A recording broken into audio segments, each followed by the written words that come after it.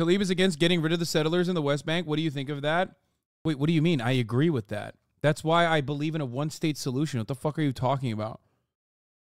Yeah, hello. That every one-stater now will unironically tell you the exact same fucking perspective that, like, many of which were originally two-state solutionists. This news is funded by viewers like you. Please support our work at democracynow.org/give. This is Democracy Now! Omer Bertov on contested slogan and why the two-state solution is not viable. I love that this is literally what we talked about, me and Ethan. DemocracyNow.org, the War and Peace Report. We return to Omer Bertov, professor of Holocaust and Genocide Studies at Brown University. The Israeli-American scholar has been described by the U.S. Holocaust Museum as one of the world's leading specialists on genocide.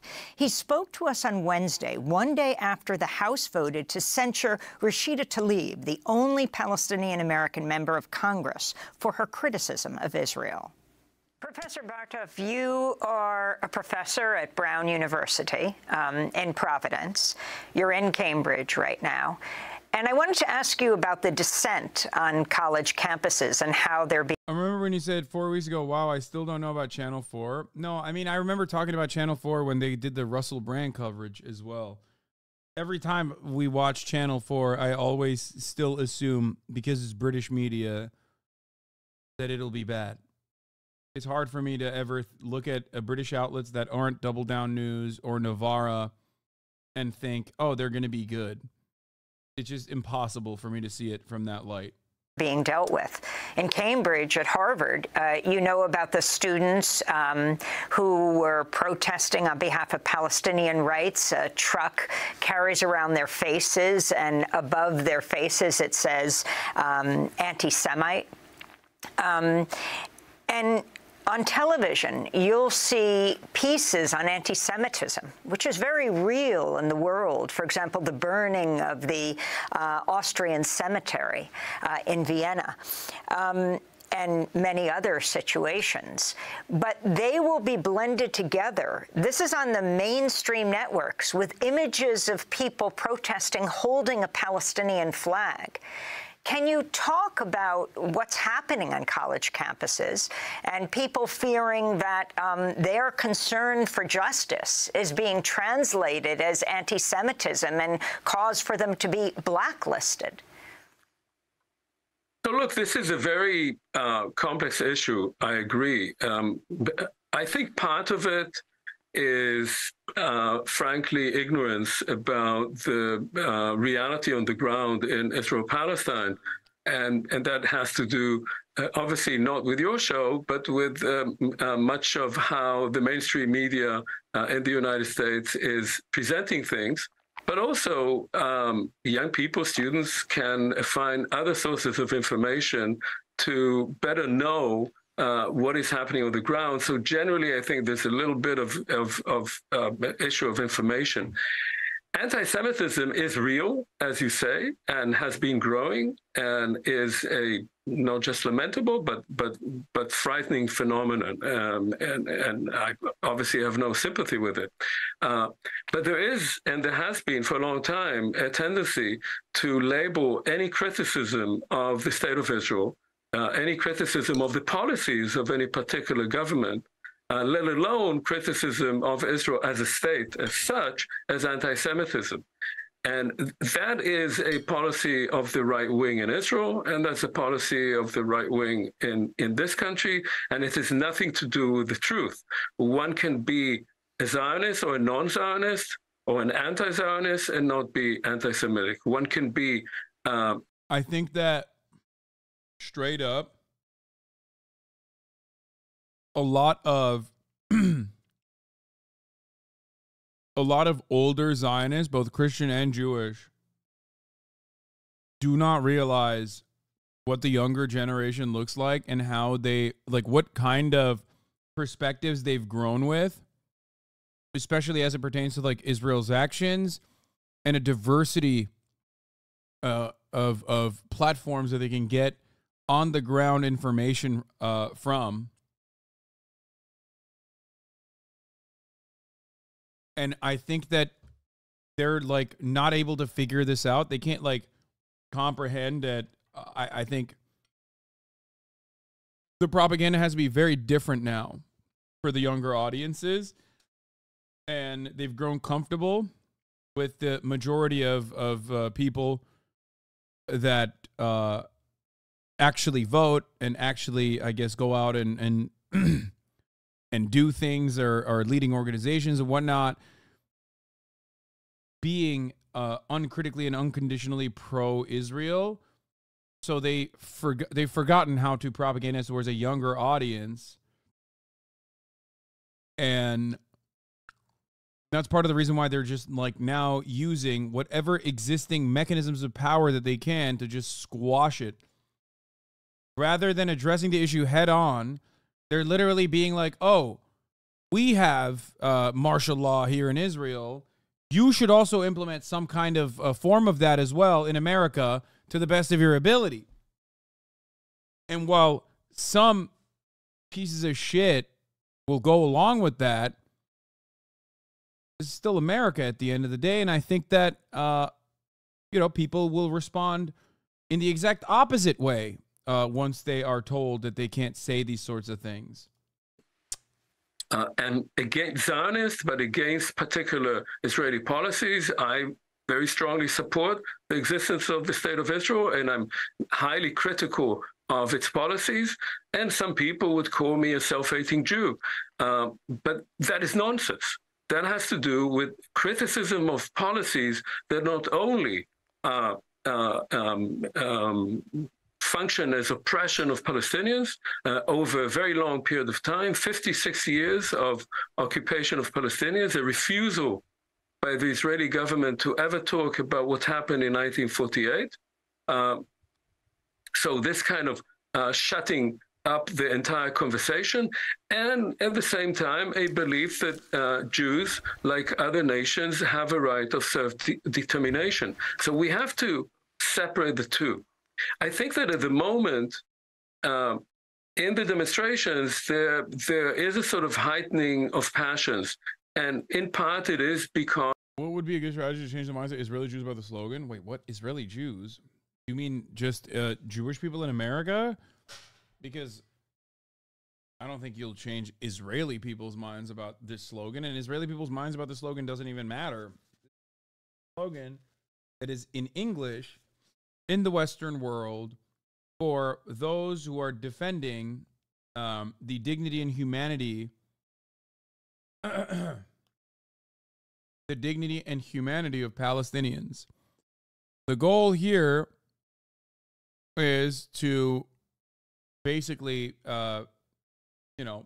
make any calls, whatever calls you can for the emancipation of Palestinians, right? That's it. Because of the policies of the Israeli government. I do feel that when people march in support of Palestinian lives, and I'm very much in favor of that, one does also have to remember what happened on October 7th. On October 7th, over 1,000 Jewish civilians, Israeli Jewish civilians, there were actually some Arabs there too, some Bedouin who lived there too, were butchered in the most heinous manner. And this was live streamed. This has been deeply wounding to Israeli society. Almost every person in Israel knows people who were killed there or kidnapped, including myself, members of my own family who were either killed or are now in Gaza. And one has to recall that there are 240 people now held as hostages. And so I think that when one protests the policies of Israel, for the sake of, and this has to do also with what Representative Talib said, which I completely agree with. I thought it was a very moving speech, but I think it's important to also stress that other side. There has been a dehumanization of both sides. occupation dehumanizes people. It dehumanizes the occupier and it dehumanizes the occupied. And the way to deal with this is to talk about the political future.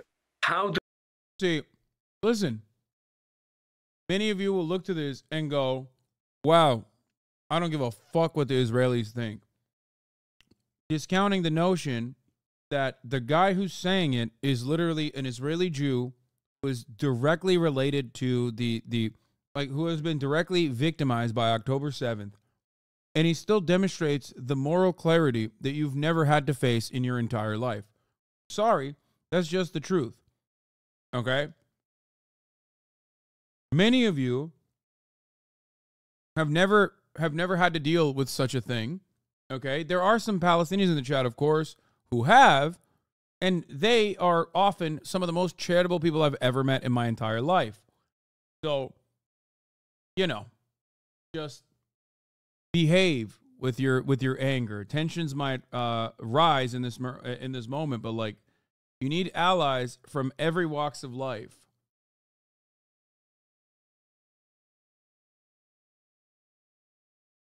Because it is true.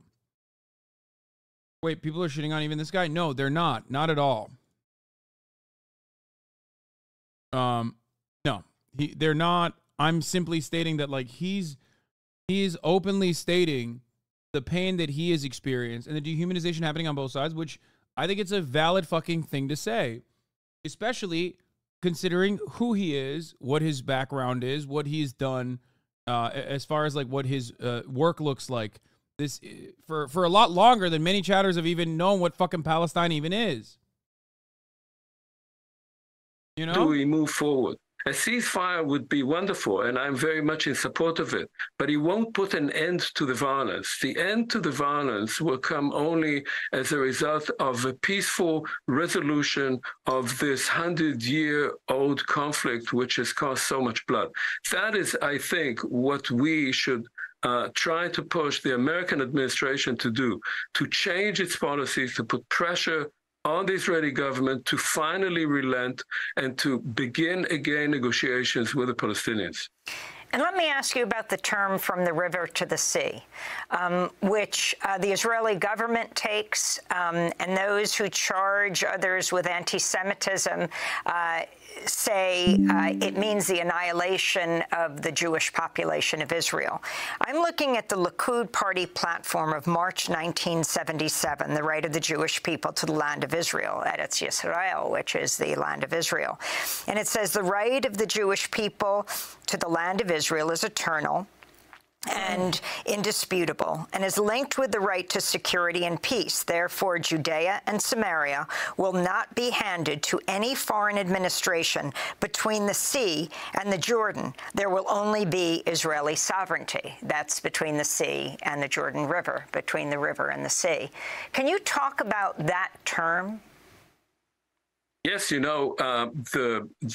originators of the Likud party, the revisionist part of Zionism, under the great leader Jabotinsky, had a song that they used to sing, and the song was, "The Jordan has two banks. This one belongs to us, and the other one too."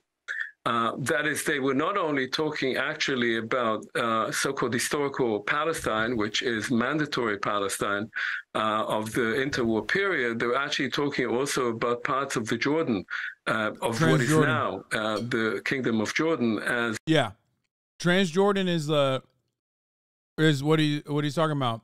The original formation came from, I think, the Irgun brigades, which their original like the logo literally features Israel proper, Gaza, the West Bank, and even part of Jordan, Transjordan. Yes. Belonging to the future Jewish state. So when we talk about from the Jordan to the sea, we are talking about the territory that is now controlled by Israel. And that territory, there are now 7 million Jews and 7 million Palestinians. 2 million Palestinians. Oh, that's the logo. What? Okay, dude. Palestinians who are Israeli citizens, 3 million Palestinians who are in the West Bank, and 2 to 2.5 million Palestinians. Most of the population of Gaza are refugees in Gaza. So it's 7 million versus 7 million. To talk about a Palestinian state or a Jewish state between the Jordan and the sea, the question, of course, arises: so what will happen to the other half? That is really the question.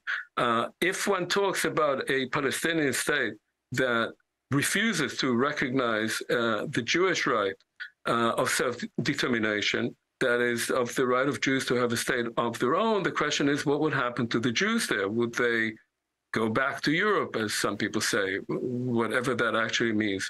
And if you have a state the way the Israeli right, the Likud party, and now the much more radical, really Jewish supremacist elements in Netanyahu's government, the Smotrich and Ben Gvir, these people who sort of trace their roots back to Rabbi Kahana, who are really Nazis.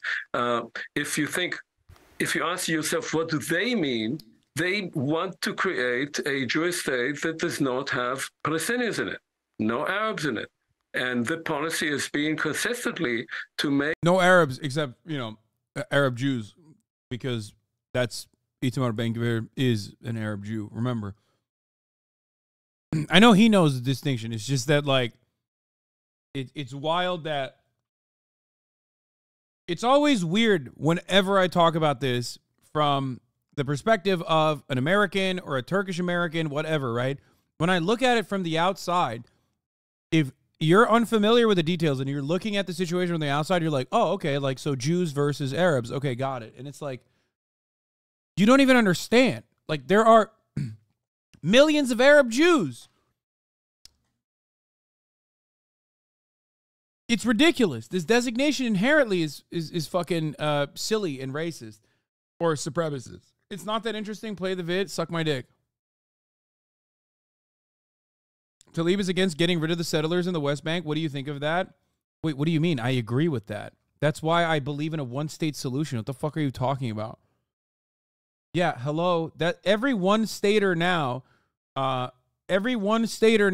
unironically tell you the exact same fucking perspective that, like, many of which were originally two-state solutionists, myself included, and have basically realized that it's impossible. It's impossible given the circumstances with 400,000 plus Israeli Jews living in the West Bank. Make life as unbearable for the Palestinians there, so that either they will finally move out.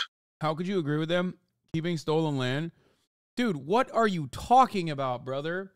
What do you think a two-state solution is? Like, shut the fuck up. Just shut up. Just read anything on the matter, dude. Just read the goddamn charter, the PFLP charter from 1964.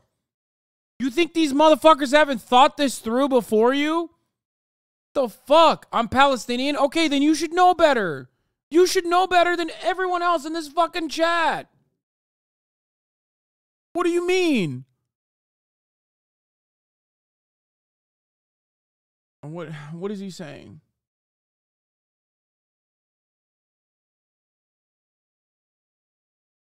We're not going to move on to Spider-Man yet. He's like, hey, guys, I'm Palestinian, and I think that we should be fucking killing all of the Israelis. Is that what you're going to say? Oh, dude, yeah, of course you need reparations, man. Okay, shut the fuck up. Everybody agrees with that. That's ridiculous. Okay, Uncle Zaza, I've never brought that forward as a thing. Okay, then there you go. I've been saying that for weeks. Reparations is a matter of international law. It's one that even Israel recognizes, by the way. That's the craziest part. Because here's the thing. Here's two things that Israel recognizes that show the severity of the situation. One, 750,000 Palestinians were expelled. They'll say, oh, well, was that by force? Was that because they were asking for it? Was that because they thought maybe they could just, like, go on a trip? to the hammam and then come back maybe later, but then they were, oopsie, not allowed back for some weird reason. Like, doesn't matter. They still recognize that happened. The other thing that they recognize is under international law, reparations must be given to the Palestinians for the wrongdoing, for the fact that they were, pushed away from their homes and never allowed to return. Now, Israel also recognizes that, but then we'll turn around and go, well, maybe Arabs should also pay some of the reparations. Like, it's a very gross idea, because it's like, why should the Arabs pay for reparations? Because, like, they deserve their share of the responsibility for the refugee crisis, because they lied to the Palestinians and told them they could escape and then be able to return. You know?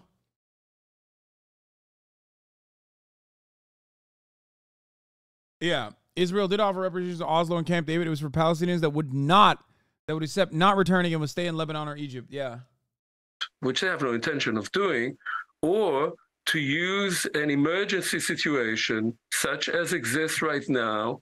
It is pretty funny, though, to like constantly have this back and forth with people who are just like, actually, I don't care. Like, Palestinians are not human. They're bloodthirsty. They're monsters. They do not have any fucking rights.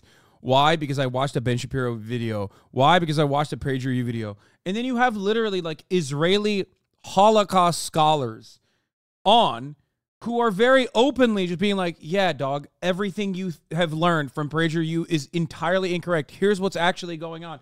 And it is virtually impossible to avoid this information.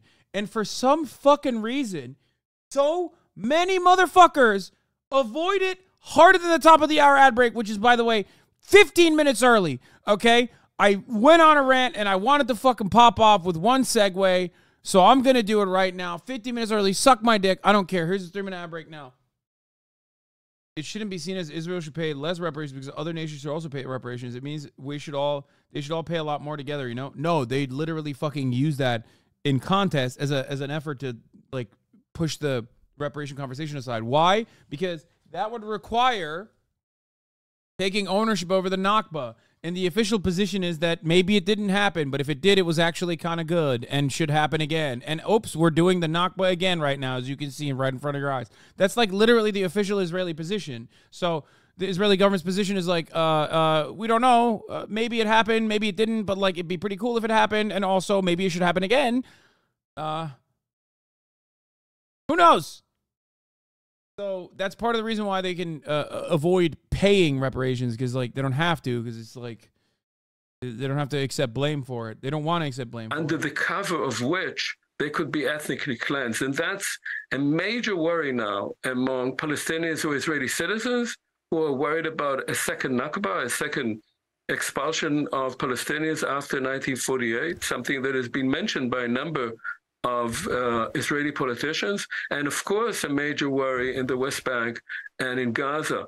So what we need to think of is not the term from the Jordan to the sea, which is the territory that Israel now controls, but how does that territory get to be shared by these two groups in ways that do not include oppression, lack of any rights, lack of equality, and certainly does not include violence and expulsion.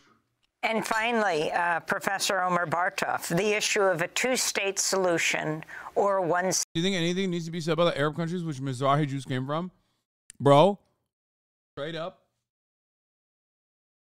I think that the Arab countries that expelled their own Jews, okay, and sent them to Israel, unless the Jews went on their own volition, because many did. Like, that's the other difference. Like, people say it's like a Trail of Tears type situation. Like, some of them did fucking leave because they were worried about pogroms. Some of them were harmed and harassed. And some of the Jews were like, yeah, I want to go to Israel. Israel seems fucking sick. Like, the majority, I mean, it's a big column A, big column B. Palestinians had nowhere to go. They weren't like, oh, shit, dude, I would love to fucking, here, I'm going to take my fucking house key with me and the deed to the home and, like, whatever I can grab really quickly. Because there's like gunfire happening outside and people telling me that they're going to come and rape me and kill me. Okay. It's very different than like anti-Semitism increasing in Arab nations as a consequence of Arab nationalism, especially tense during the inception of the Israeli nation state, and then people moving throughout time. But the reality is, I don't think a lot of those guys would go back to Morocco, for example. I don't think they would. State solution, if you could take that on in a nutshell. Yes, so, I used to be a strong supporter of the two-state solution, and I gradually realized that this was a sort of fig leaf of the Israeli left while the country kept settling the West Bank and making it impossible to create an independent Palestinian state there. And we kept saying, well, but at the end, there will be a two-state solution. So the traditional two-state solution, to my mind, is no longer viable. So what is viable? And I think, and I belong to a group of people who've been talking about it for quite a while, that the only solution is a confederation, which would mean that there would be two states. There would be a Jewish state and a Palestinian state. They both would have full sovereignty, and they would be along more or less the borders of 1967, the Green Line, so-called, but they would make a distinction between residency and citizenship, so that people, say Jews who live in a Palestinian state, could remain Israeli citizens who have rights of residency in a Palestinian state, but have to then adhere to all the laws, rules, and regulations of that Palestinian state. And Palestinians who live, say, in Nablus and would like to live in Haifa, like a Frenchman from Paris who would like to live in Berlin, could move to Haifa, and they could have rights of residency, but they'd have to conform to all the rules and regulations of the Israeli state, but they would vote to a Palestinian parliament. And Jerusalem would be the joint capital of both. And above that, there would be institutions that would take care of the mutual affairs of these two states, which are very tightly woven together now. I feel like maybe it's I feel like it's a step in the right direction, certainly. But then you have like Lebanon. You know what I mean? I mean, it's certainly, it just turns into like a worse version of Lebanon. By the infrastructure, electricity, water, and so forth, it's really impossible to cut them apart. That is, right now, of course, sounds like a pipe dream, but I think that in the long run, that is probably the only viable solution. And I'll add one last thing to that, which is very important both to Jews and Palestinians, which is that both states would have the right of return. The Jews could say, as they say now, that Jews who want to become Israeli citizens wherever they live can come. And Palestinians in the Palestinian state could say all Palestinian refugees. Who would rule the one state? Israelis or Palestinians or neither?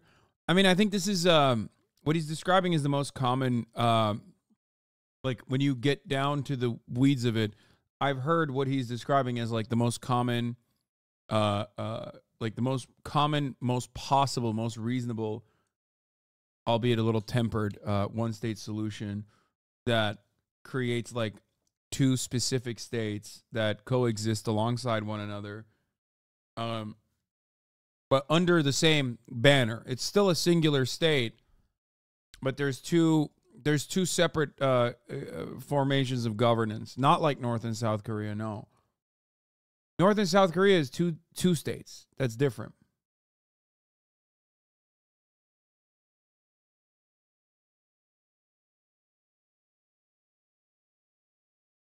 This is the single binational state idea.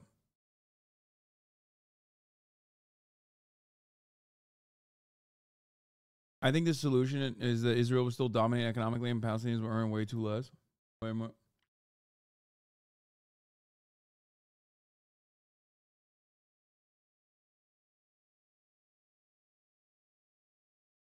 Wait, what? Right to return for Jews in diaspora? What the fuck? So every other country in the world would need to allow right for return for Americans to return to Europe? This is ridiculous.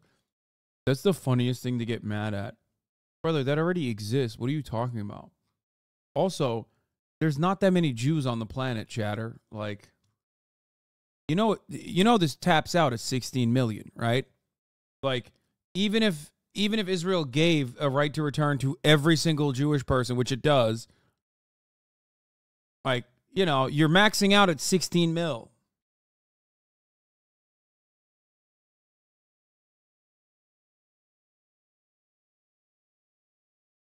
How do you think got double citizenship? Exactly, dual citizenship.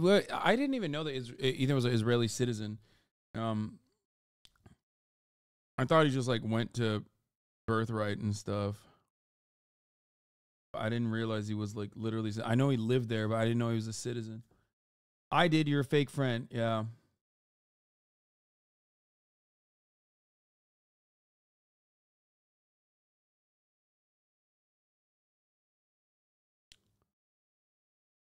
$60 million? Do you mean like people from Russia and Poland returning to Palestine? No, 16.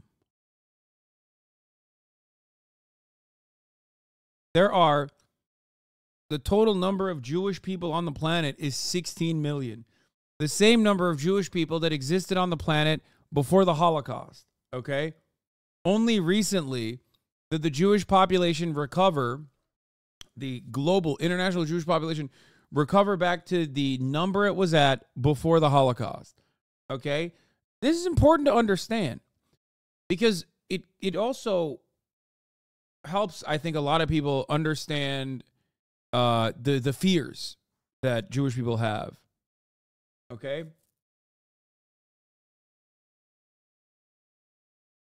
Like that, it's not an unreasonable fear to have. I know a lot about Jewish history because I'm an anti-fascist. So you kind of have to learn a lot about Jewish history. One, because like, some of my favorite revolutionary figures are Jews. Jews have been at the forefront of revolution and at the forefront of social causes, like championing social advocacy for a very long time. But one thing that you do learn when you learn at least a little bit about Jewish history is that, yeah, there's a reason why a lot of Jewish people are afraid. And I feel like maybe I should stress this a little bit more for people who sometimes cast aside anti-Semitism, because like Jews in America are foreseen as white.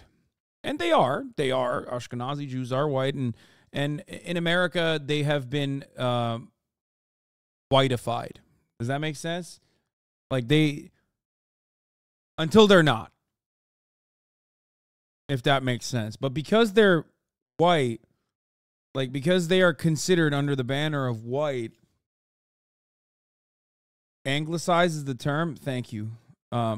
They still have conditional whiteness. Yes, exactly. But because they've been anglicized in a weird way, one, they're not seen as like a marginalized. They're not seen as a marginalized community by some.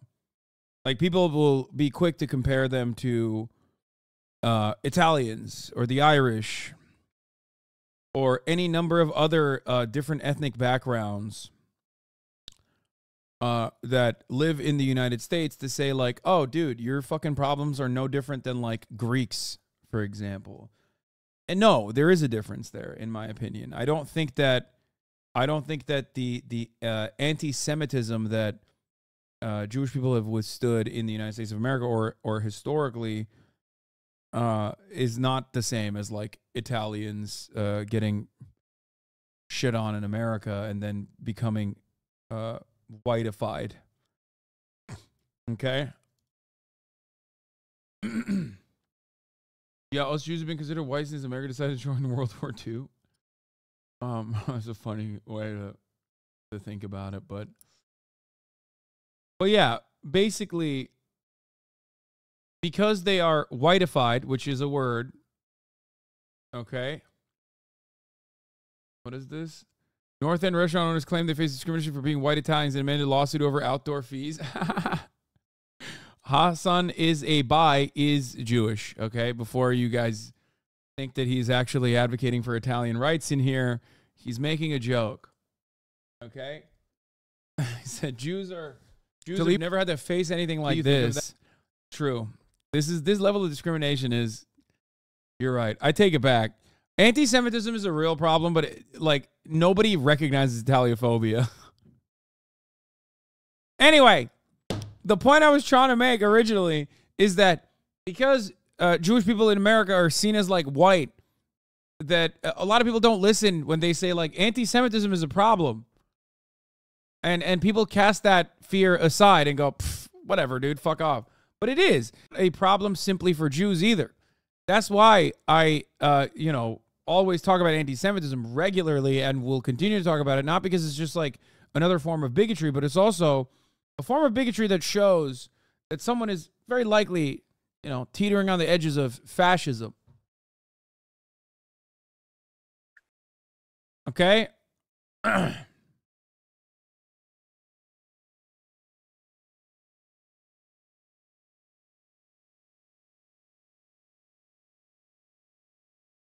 There's never been 30K Americans marching in Madison Square Garden against people of Carbonara, Lamau. Yeah.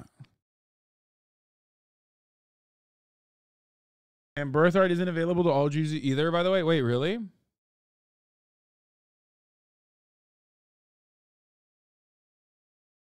Does anyone mention Palestinians are technologically descendants of the original Jews? Yes, all the time. What do you mean technology? I think you meant technically, but yes, literally everyone all the time in perpetuity. Literally nonstop. It's very common. It is a very common sentiment that yes, the Palestinians technically are the original Jews. They just are no longer Jewish. Many of which have just like converted. They just kind of stayed there. A lot.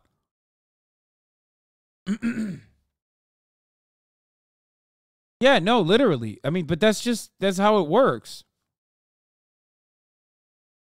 Yes. Refugees who would like to come back to Palestine could come and become Palestinian citizens, and under certain rules could also move to the Israeli part of so-called. It's not common for Zionists to agree with that. Yeah, I know, because Zionism is racist. I don't know how to describe it. The modern iteration of Zionism is a fascist, racist, a Jewish supremacist ideal. That's why. Yes. Exactly. That is precisely the point. That's precisely the reason why they're like, oh, no way. Palestinians are not fucking descendants of the original Jews. Like, how dare you say that? There's also a reason, dude, this is why I brought up the distinction of Sephardi and Mizrahi Jews in comparison to Ashkenazi Jews. Like, there's a reason why there is a different designation for Arabs who are Jewish than Arabs who are Christian and Arabs who are Muslim. Arabs who are Christian and Muslim are considered Arab. Arabs who are Jewish are not considered Arab. They're considered Jews. With mandatory Palestine as residents. And why not simply a one-state solution? I think a one-state solution is something that neither one side nor the other wants, because the Palestinians quite rightly want the right of self-determination, want to have their own state, as do the Jews. And both sides are afraid that the other side would be more powerful. Obviously, right now, under current conditions, the state of Israel is much more powerful militarily, economically, than the Palestinian part of the land. And so in that sense, a one-state solution would actually perpetuate Jewish supremacy in the whole country. Democracy Now! Is funded by viewers like